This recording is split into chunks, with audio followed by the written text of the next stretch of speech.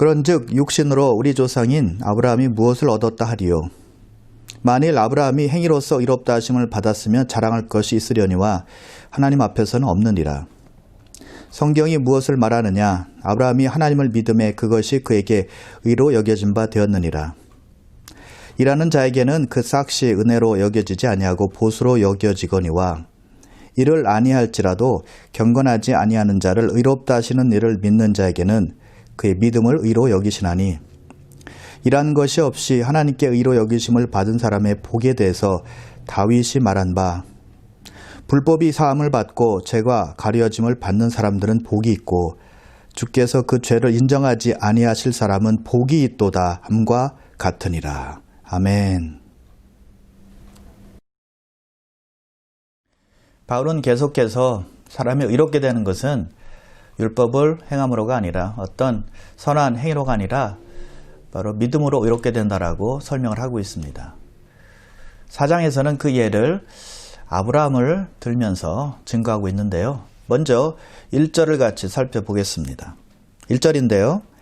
그런즉 육신으로 우리 조상인 아브라함이 무엇을 얻었다 하리요.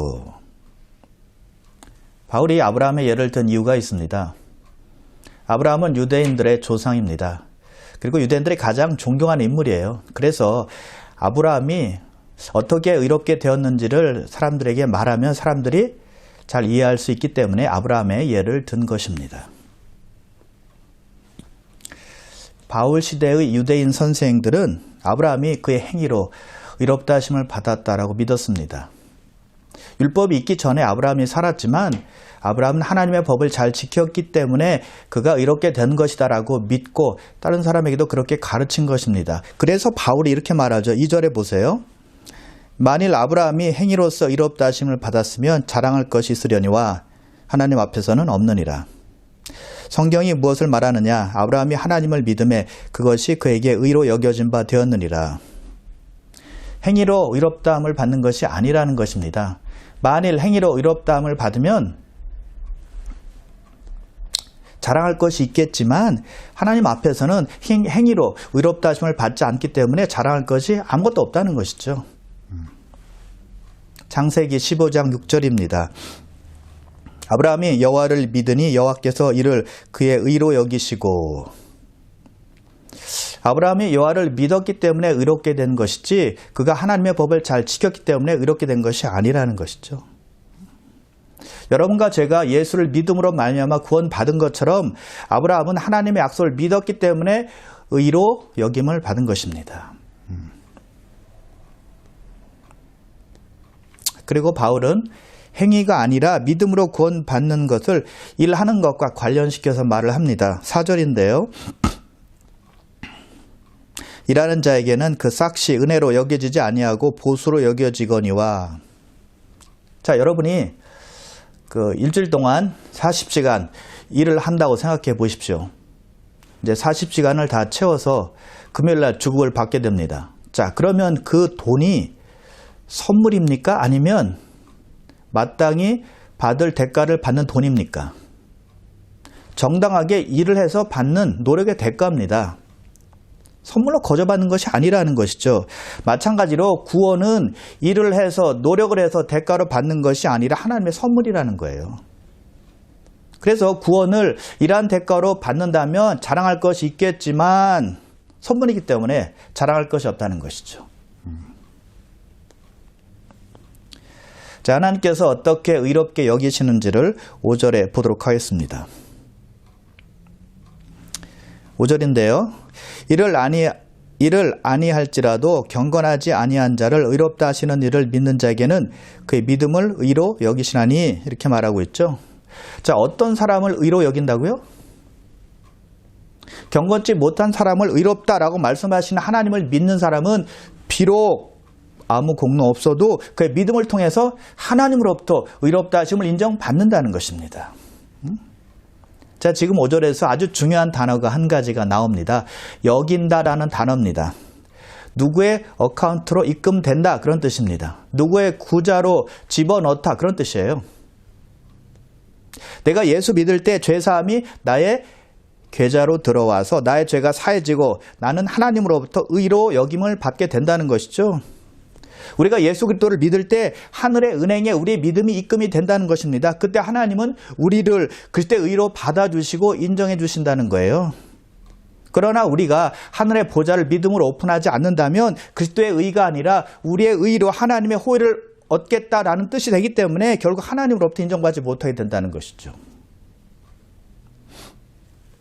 보통 사람들은 하나님은 경건한 사람들을 의롭게 여기신다라고 생각합니다. 하나님께서 이렇게 여기시는 사람들은 착한 사람, 정직한 사람, 경건하게 사는 사람들이다 라고 생각하기가 쉽다는 것이죠. 근데 바울은 하나님께서 경건치 못한 사람들까지도 이렇게 여기신다라고 지금 말하고 있습니다. 십자가에 매달렸던 한쪽 강도에게 예수님께서 말씀하세요. 너는 나와 함께 낙원에 있으리라. 그 강도는 구원받은 것입니다. 그는 분명 불경건한 사람이었습니다. 사형수였어요. 십자가에 달릴 정도로 악한 짓을 했던 사람이었다는 것이죠. 그런데 그가 예수님과 함께 낙원에 이르게 되었다는 것입니다. 그가 선한 일을 했기 때문입니까? 그가 경건하게 살았기 때문입니까? 아니라는 것이죠. 행위로 그가 구원받은 것이 아니라는 것입니다. 믿음 때문에 구원받았다는 것입니다. 강도였고 행악자였지만 회개하고 예수 믿었을 때 그가 낙원에 이르게 되었다는 것이죠. 그가 이렇게 고백을 합니다. 자, 그때 십자가에 매달린 다른 강도가 있었죠. 그 다른 강도는 예수님을 욕하고 또 비웃었습니다. 이렇게 말합니다. 내가 그리스도가 아니냐? 너와 우리를 구원하라 라고 말하면서 비아냥거렸습니다. 그러자 그 강도가 그를 꾸짖으며 이렇게 말합니다. 내가 동일한 정죄를 받고서도 하나님을 두려워하지 아니하느냐? 우리는 우리가 행한 일에 상당한 보응을 받는 것이니 이에 당연하거니와 이 사람이 행한 것은 옳지 않은 것이 없느니라 하고 이르되 예수여 당신의 나라에 임하실 때 나를 기억하옵소서. 그저 예수님께서 이렇게 말씀하세요. 내가 진실로 내게 이르노니 오늘 내가 나와 함께 낙원에 있으리라. 놀라운 일이 벌어진 것입니다. 십자가 위에서 구원이 일어난 것입니다. 그 강도는 자신의 죄를 인정하고 자기 죄 때문에 십자가형을 받는다라는 것을 마땅히 여기고 회개한 것입니다. 그리고 예수님은 옳은 일을 행한 것이 예수님이 행한 것이 옳지 않은 것은 아무것도 없다라고 고백하며 예수님을 증언했다는 것이죠. 예수님은 의로운 분이다라고 믿었다는 것입니다. 그리고는 말하죠. 예수여 당신의 나라에 임하실 때 나를 기억하옵소서. 정말 아름다운 고백을 했던 것입니다. 자기도 주님의 나라에 가고 싶다고 말한 겁니다. 그런 예수를 믿은 거예요. 그는 불경건한 자였습니다. 불의한 자였습니다. 구원받을 만한 어떤 선한 행위를 한 적이 없었어요. 그럼에도 불구하고 예수님은 그의 믿음을 보시고 그를 구원해 주셨다는 것이죠. 그래서 구원은 하나님의 은혜라는 것입니다. 하나님의 선물이라는 것입니다. 그래서 절대 자랑할 수가 없어요. 그의 은혜만을 자랑해야 된다는 것이죠.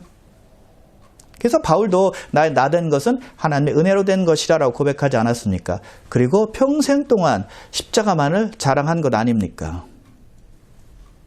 여러분, 바울도 마찬가지였어요. 성도들을 감옥에 집어넣는 핍박자였지 않습니까? 교회를 대적했던 사람이었습니다. 그런데 하나님의 지극히 크신 은혜로 그가 구원받았다는 것이죠. 어떻게요? 믿음으로요. 모두가 똑같다는 것이죠. 한 사람도 예외 없이 그의 은혜로 말미암아 구원받게 된다는 것이죠. 저와 여러분들의 이야기입니다. 자, 그래서 5절을 다시 보면 경건하지 아니한 자를 의롭다 하시는 이를 믿는 자에게는 그의 믿음을 의로 여기시나니 할렐루야. 이러니 우리가 주님을 찬양하지 않을 수 있겠습니까? 이러니 우리가 하나님께 감사하지 않을 수 없다는 것이죠. 그래서 우리 할 일은 십자가만을 자랑하고 그의 이름에 영광과 존귀와 찬성을 올려 드려야 될 줄 믿습니다. 그리고 바울은 이제 다윗의 예를 들고 있는데요. 7절과 8절입니다. 불법이 사함을 받고 죄가 가려짐을 받는 사람들은 복이 있고 주께서 그 죄를 인정하지 아니하실 사람은 복이 있도다 함과 같으니라. 다윗이 한 말입니다. 다윗은 밧세바에게 간음죄를 저질렀고 그것을 숨기기 위해서 밧세바의 남편인 우리아를 가장 전쟁이 치열한 전쟁에 보내서 죽게 했습니다. 자, 율법이 그런 사람을 용서할 수 있을까요? 율법이 자비와 긍휼을 베풀어 줄까요? 아니라는 것입니다.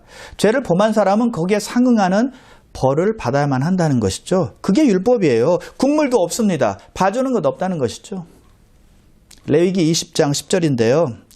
누구든지 남의 아내와 간음하는 자, 곧 그의 이웃의 아내와 간음하는 자는 그 간부와 음부를 반드시 죽일지니라. 간음하면 죽이라는 것입니다. 절대 용서라는 것이 없다는 것이죠. 그런데 다윗이 용서받았어요. 어떻게 용서받았나요? 어떻게 회복되었나요? 밧세바가 죄를 짓고 나서 쓴 시편이 51편인데 거기에 보면 하나님께 이렇게 기도하는 장면이 나옵니다. 하나님이여, 주의 인자를 따라 내게 은혜를 베푸시며 주의 많은 긍휼을 따라 내 죄악을 지워주소서. 나의 죄악을 말갛게 씻으시며 나의 죄를 깨끗이 제하소서. 무릇 나는 내 죄가를 아오니 내 죄가 항상 내 앞에 있나이다. 다윗은요, 하나님의 긍휼하심과 자비하심에 호소했습니다. 인자하심을 따라 은혜를 베푸시는 하나님께 눈물로 기도했다는 것이죠. 회개한 것입니다. 그때 하나님의 용서하심이 임했습니다. 그때 다윗이 회복이 되었다는 것이죠. 그래서 7절에서 다윗이 이렇게 말하는 것이죠. 죄를 지었지만 죄 용서함 받는 사람은 복이 있도다. 자신이 그렇게 받았거든요. 용서함 받았거든요. 하나님을 믿고 기도했을 때 하나님과의 관계가 회복이 된 것입니다. 어떤 행위를 통해서 죄 용서함 받는 것이 아니라는 것이죠. 하나님을 죄 용서하는 분으로 믿었을 때, 그리고 기도했을 때 죄 용서함 받고 하나님과의 관계가 회복이 되었다는 것이죠. 그래서 행위로 의롭다 하심을 받을 육체는 아무도 없다는 것이죠. 여러분, 우리가 행위로 의롭게 되지 못하는 이유는 우리의 행위가 계속 지속될 수 없기 때문입니다. 구원이 우리의 행위로 결정이 난다면 우리는 우리의 행위를 인정받기 위해서 끊임없이 노력해야 될 것입니다. 끊임없이 선한 일을 해야 됩니다. 단 한순간도 쉬면 안 돼요. 더 나은 선한 일을 계속 해야만 합니다. 그게 가능합니까? 안 된다는 것이죠. 그래서 행위로 구원받지 못한다는 거예요. 여러분, 하나님은 저와 여러분의 행위에 감동받아서 우리를 구원해 주시는 것이 아닙니다. 하나님을 움직이는 것은 우리의 믿음이라는 것이죠. 사람의 영혼을 구원할 수 있는 유일한 길은 믿음이라는 것이죠. 그리고 바울은 믿음으로 구원받는 것이 할례자뿐만이 아니라 무할례자에게도 해당이 된다라고 말하고 있습니다.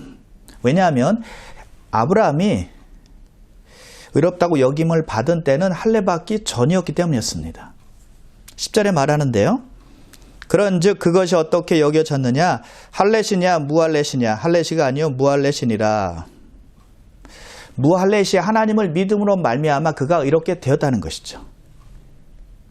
아브라함이 의로 여김을 받은 것은 창세기 15장에서입니다. 그의 나이 85세 때였어요.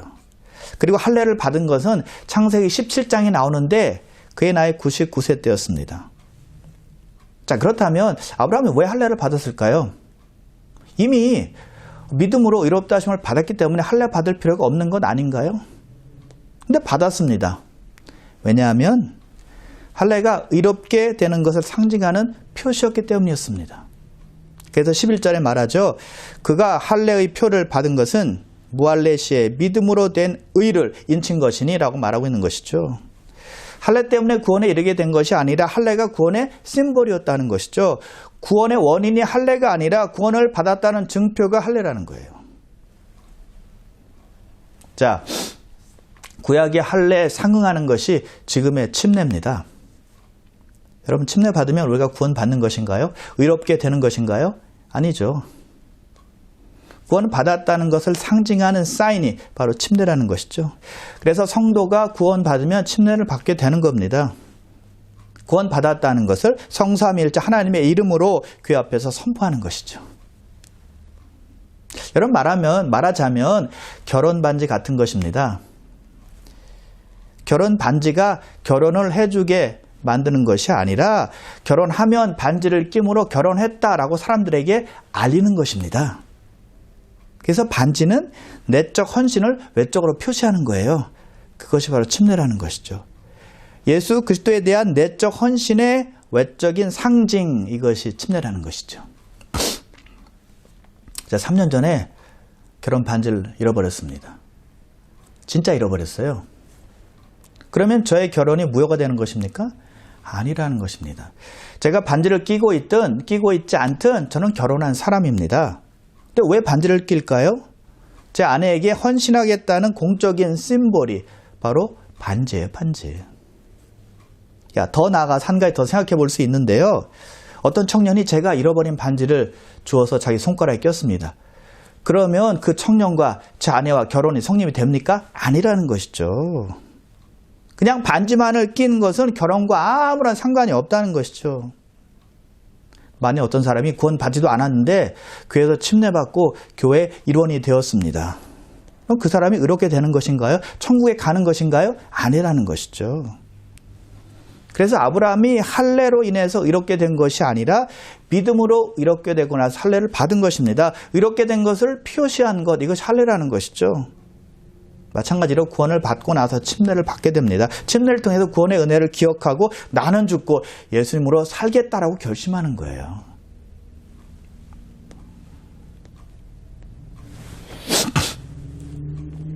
자, 그런데 유대인들은 이렇게 생각할 수 있었습니다. 할례가 구원과 상관이 없다고? 그러면 율법은 무엇이지? 우리는 율법을 받은 사람들인데 이렇게 생각할 수 있었죠. 자, 하나님은 아브라함 이후 500년 동안 율법을 주시지 않았습니다. 그래서 아브라함은 율법을 지킴으로 의롭게 된 것이 아니다라는 것이죠. 그럼 아브라함이 어떻게 구원을 받았나요? 자, 13절입니다. 아브라함이나 그 후손에게 세상에 상속자가 되리라고 하신 언약은 율법으로 말미암은 것이 아니요 오직 믿음의 의로 말미암은 것이니라. 할렐루야.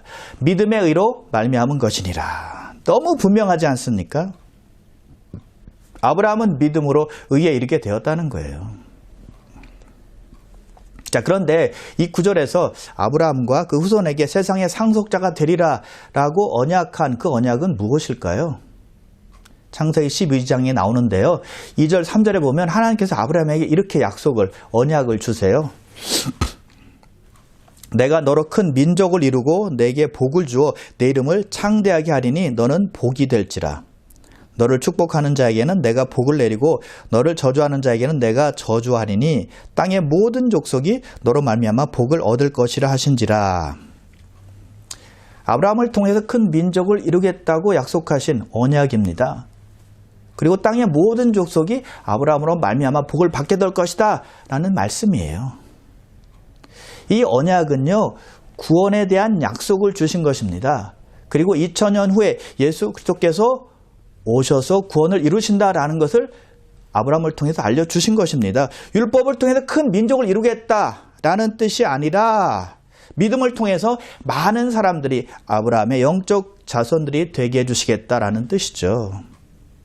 그래서 아브라함이 믿음의 조상이 된다는 것을 말씀하신 것입니다. 자, 그런데 14절 보세요. 만일 율법에 속한 자들이 상속자이면 믿음은 헛것이 되고 약속은 파기되었느니라. 아브라함의 상속자들이 율법을 지키는 자들이라면 믿음은 무의미하게 된다는 것입니다. 약속은 무효가 된다는 거예요. 또 15절 보세요. 율법은 진노를 이루게 하나니 율법이 없는 곳에는 범법도 없느니라. 율법이 진노를 이루게 한다는 것입니다. 율법을 아무리 지키려고 노력해도 어길 수밖에 없다는 것이죠. 그래서 결국에는 하나님의 노여움만 사게 된다는 것이죠. 그렇기 때문에 율법이 없으면 자연스레 어기는 일도 없게 되고 범법도 없어지게 된다는 것이죠. 자, 여러분, 율법으로 왜 의롭게 될 수 없을까요? 다 지킬 수 없기 때문입니다. 10개 중에 9개를 지켰습니다. 하나를 못 지켰어요.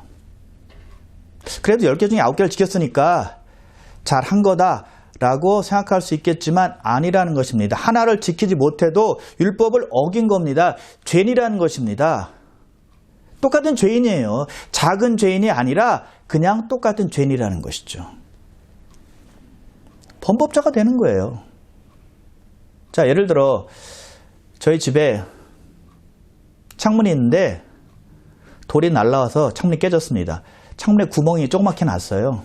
아주 조그만 구멍입니다. 자, 근데 그 조그만 구멍을 땜질할 수 있는 방법이 있나요? 없습니다. 창문 전체를 다 갈아야 돼요. 여러분, 마찬가지라는 것입니다. 율법 아래에 있는 자들은 단 한 가지만 지키지 못해도 죄인이라는 것입니다. 작은 죄인 없습니다. 더 나은 죄인 없습니다. 더 좋은 죄인 없다는 것이죠. 똑같은 죄인이라는 것입니다. 아주 작은 것을 어겼을지라도 율법을 어긴 것이 된다는 것이죠. 그러므로 율법을 지킬 수 있는 자는 아무도 없다는 겁니다. 그러므로 구원은 하나님의 은혜로 주어지고 믿음으로 얻게 된다는 것이죠. 자, 여러분, 만일 우리가 율법을 잘 지켜서 또는 어떤 선한 행위를 해서 구원을 받는다면 확신 갖기가 힘들 거예요. 늘 불안할 겁니다. 내가 한 행위가 충분한지 알 수 없기 때문입니다. 충분해야 되는데 충분하지 않기 때문입니다. 확신할 수가 없는 거예요. 그러나 우리는 은혜를 인하여 믿음으로 말미암아 구원을 받기 때문에 구원을 확신할 수가 있다는 것이죠. 사도 요한이 성도들에게 편지하면서 이렇게 말했습니다. 요한 1서 5장 13절인데요. 내가 하나님의 아들의 이름을 믿는 너에게 이것을 쓰는 것은 너희로 하여금 너희에게 영생이 있음을 알게 하려 함이라. 하나님의 아들을 믿는 성도들에게 영생이 있다는 것을 알리기 위해서 사도 요한이 편지를 쓰고 있다는 것이죠. 얼마나 확실합니까? 은혜를 인하여 믿음으로 말미암아 구원받는 사람들에게는 이런 확신이 있다는 것이죠. 자, 이제 바울은 아브라함의 믿음을 실제적인 예를 들어 설명하고 있는데요. 하나님께서 어떻게 그의 믿음을 받으셨는지에 대해서 말하고 있습니다. 아브라함은 그의 나이 85세 때 하나님께서 그에게 나타나셔서 아들을 주시겠다라고 말씀을 하셨습니다. 그리고 세월이 흘러 이제 100세 가까이 되었습니다. 그리고 사라도 90세 가까이가 되었어요. 여러분, 90세 가까이 된 여성이 아이를 낳을 수 있습니까? 사라의 태는 죽은 것과 마찬가지다라고 성경은 말씀하고 있죠. 사라는 아이를 낳을 수 없는 상태였다는 것이죠. 그럼에도 불구하고 19절에 보니 아브라함 믿음이 약해지지 않았다라고 증거하고 있다는 것이죠. 그리고 20절에 보니까 믿음이 없어 아브라함의 약속을 의심하지 않고 믿음으로 견고해져서 하나님께 영광을 돌렸다라고 되어 있다는 것입니다. 아브라함은 하나님의 약속을 믿을 것입니다. 의심치 않은 거예요. 모든 민족의 아버지가 되어 주겠다라는 약속을 믿었다는 것이죠. 그런데 현실적으로 보면, 이성적으로 보면, 과학적으로 보면, 의학적으로 보면 맞지 않는 것이었죠. 불가능한 일이었습니다. 90세 여성이 아이를 낳는다? 이게 말이 됩니까? 아이를 낳을 수 없는 상황이었다는 것이죠. 그래서 아브라함은 하나님의 약속을 의심할 수 있는 상황이었다는 것입니다. 아들 하나도 못 낳고 있는데 내가 어떻게 모든 민족의 아버지가 되지? 이렇게 의구심을 가질 수 있었다는 것이죠. 그런데 그는 하나님의 약속을 의심하지 않고 믿음이 견고해져서 하나님께 영광을 돌렸다라고 성경은 증거하고 있다는 것이죠. 이런 우리들이 만나는 대부분의 상황들은 우리의 믿음을 갖지 못하게 합니다. 우리를 다운시킵니다. 믿음을 놓게 만드는 것이죠. 믿음을 따라가지 못하게 하고 환경에 굴복하게 한다는 것입니다. 그래서 믿음에 반대되는 상황이 올지라도 우리의 할 일은 우리의 생각이, 우리의 믿음이 흔들리지 않도록 하는 거예요. 아브라함 보세요. 현실에 굴복하지 않았다는 것이죠. 대신에 하나님의 약속을 바라보았습니다. 그래서 그의 믿음을 인정받은 것이죠. 자, 그런데 여러분, 창세기 17장에 보면 얘기가 좀 다릅니다.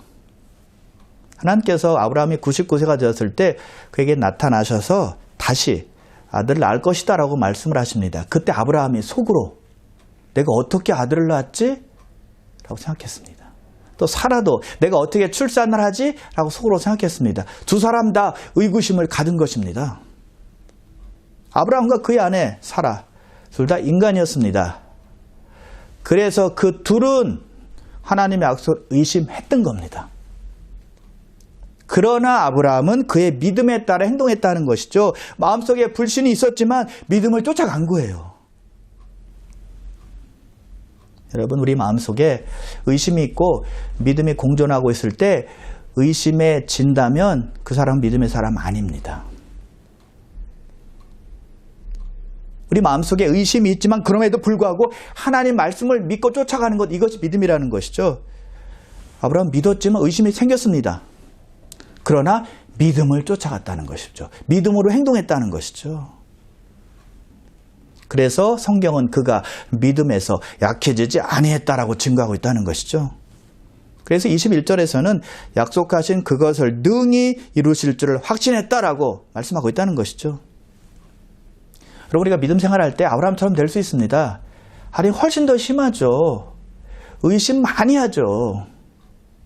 하나님의 약속 불신할 때가 많이 있죠. 그러나 그것으로 끝나면 믿음의 사람이 아니라는 것입니다. 약속을 끝까지 믿고 따라가야 믿음의 사람이 된다는 것이죠. 그런 사람을 하나님께서 믿음의 사람이다라고 인정해 주신다는 것이죠. 자, 20절 다시 한번 볼까요? 아브라함은 분명히 의심했습니다. 근데 성경은 이렇게 그에 대해서 증거하고 있어요. 믿음이 없어 하나님의 약속을 의심하지 않고 믿음으로 견고해져서 하나님께 영광을 돌렸느니라. 여러분, 하나님은요, 의심했지만 결국에는 하나님을 믿는 선택, 하나님의 약속을 믿고 따라가는 그 믿음을 보시고 의심했지만 의심했다라고 절대 말씀하시지 않습니다. 믿음이 있어서 의심하지 않고 믿음을 굳건하게 해서 하나님께 영광을 돌렸느니라 라고 하나님께서 우리들을 칭찬하시고 증거하신다는 것입니다. 우리는 믿음으로 어떤 걸 결정할 때 의심할 수 있습니다.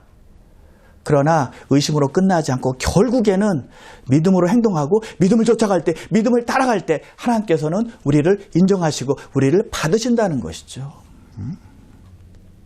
그럼 여러분, 우리가 신앙생활할 때 의심이 들어올 수 있습니다. 그러나 의심에 지지 말고 믿음으로 승리하시길 바랍니다. 그래서 여러분, 믿음은 전쟁입니다. 아주 치열한 갈등이고 치열한 싸움이라는 것이죠. 그러나 믿음의 사람은 의심이 들어와도 그것을 쫓지 않고 믿음에 바로 서는 사람이죠. 그럼 여러분, 의심에 지지 말고 약속을 붙드셔서 주님을 따른 여러분 다 되시기를 우리 주님의 이름으로 축원합니다. 23절과 24절인데요. 그에게 의로 여겨졌다 기록된 것은 아브라함만 위한 것이 아니요 의로 여기심을 받을 우리도 위함이니 곧 우리 예수 주를 죽은 자 가운데서 살리신 이를 믿는 자니라. 자, 아브라함이 의롭게 되었다는 것을 성경에 기록된 이유가 있습니다. 단지 아브라함이 믿고 이렇게 되었다라는 것을 기록하는 목적이 아니라 바로 우리들의 믿음을 위한 것이었다라고 증거하고 있다는 것이죠. 우리 모두도 아브라함과 같은 방식으로 믿음으로 의롭게 된다, 믿음으로 구원받게 된다라는 것을 알려주기 위함이라는 것이죠. 자, 25절인데요. 예수는 우리가 범죄한 것 때문에 내줌이 되고 또한 우리를 의롭다 하시기 위하여 살아나셨느니라. 할렐루야. 예수님은 고난받으시고 우리 죄를 위해서 십자가에서 죽으셨습니다. 그런데 왜 부활하셨을까요? 우리 죄를 지시고 죽으셨으면 다 되는 것 아닌가요? 오늘 25절에 보니까 우리를 살리기 위해서 부활하셨다라고 말씀하고 있다는 것이죠. 예수님의 부활이 하나님께서 우리 죄를 위한 아들 예수님의 희생을 받으셨음을 증명하는 거거든요. 그래서 부활이 굉장히 중요한 것입니다. 그래서 우리의 믿음은요, 이 두 가지 진리 위에 서야만 합니다. 하나는 예수님께서 우리 죄를 위해서 죽으셨다는 것이고 또 다른 하나는 예수님께서 우리를 의롭다 하기 위해서 살아나신 것, 두 가지를 반드시 기억해야 된다는 것이죠. 우리 죄를 대신해서 죽는 것뿐만이 아니라 우리를 살리기 위해서 부활하셨다는 것이죠. 우리가 죽으면 그의 능력을 가지고 우리를 부활시켜 주실 것입니다. 우리를 살려주실 것입니다. 그래서 예수님의 부활이 없으면 우리의 부활도 없는 것입니다. 예수님의 부활이 없으면 우리의 구원도 없습니다. 로마서 10장 9절인데요. 내가 만일 내 입으로 예수를 주로 시인하며 또 하나님께서 그를 죽은 자 가운데서 살리신 것을 내 마음에 믿으면 구원을 받으리라. 예수를 주로 시인하고 하나님께서 그를 죽은 자 가운데서 살리신 것을 믿으면 구원이 임하리라. 할렐루야. 그러므로 이 두 가지 진리, 예수님의 죽으심과 예수님의 부활을 믿는다면 그 사람에게는 구원이 임하게 될 것입니다. 그러나 그렇지 않으면 구원은 없습니다. 자, 여러분, 하나님은 우리 모두를 사랑하십니다. 아멘. 사랑하시기 때문에 우리가 원하시는 것을 다 주실 수 있습니다. 뭐 예를 들면 건강을 주실 수 있어요. 요즘에 건강이 안 좋은 사람이 얼마나 많습니까? 더군다나 또 팬데믹 기간이고요. 우리가 80세, 90세, 100세까지 살 때 병원 신세 안 지고 약 한 알도 먹지 않도록 해주셔서 천국까지 무사히 주님의 품에 안길 수 있도록 우리 주님은 하실 수 있습니다. 그리고 우리가 이 땅에 살아갈 때 부자 되게 하실 수 있습니다. 풍족하게 살아갈 수 있게 한다는 것이죠. 집도 큰데 하나님께서 주셔서 편안하게 살아갈 수 있도록 해 주실 수 있다는 것이죠. 뭐 먹을 것, 뭐 입는 것, 부족함 없이 풍족하게 살 수 있도록 해 주실 수 있습니다.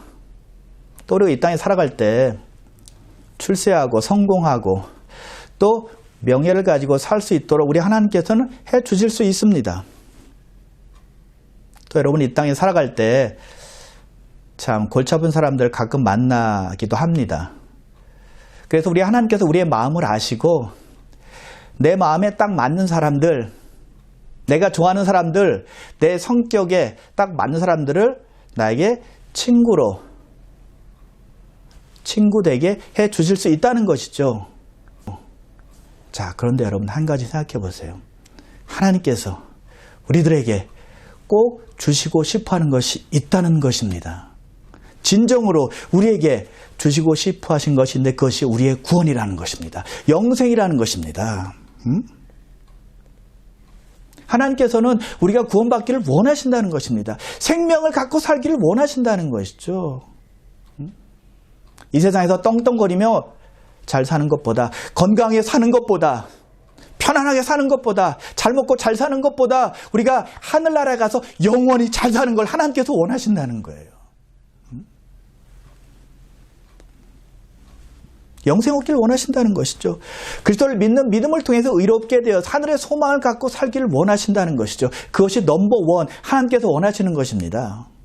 그것이 첫 번째입니다. 그것이 우선입니다. 그 베이스로 해서 살아가길 원하신다는 것이죠. 그래서 예수님을 보내주신 것입니다. 그래서 오늘 본문을 통해서 하나님은 아브라함의 예를 드시면서 우리가 의롭게 되는 것은 율법을 행함도 아니다. 할례를 받아서도 아니다. 선한 행위를 행해서도 아니다. 오직 우리가 의롭게 되는 것은 믿음으로만 가능하다. 믿음으로만 의롭게 된다. 구원을 받을 수 있다라고 말씀하신 것이죠. 그래서 우리를 위해서 죽으신 예수님, 또 우리를 살리기 위해서 부활하신 그 예수님을 의지하고 그 예수님을 따르고 예수님 안에서 살기를 원하신다는 것이죠. 그럼 사랑하는 귀한 성도 여러분, 이제는 구원의 진리를 받은 자로서 하나님의 약속 꼭 붙들고 의심치 말고 믿음의 행위를 가지고 믿음을 쫓아가며 믿음의 사람들로 살아가시기를 주님의 이름으로 축원합니다. 기도했습니다.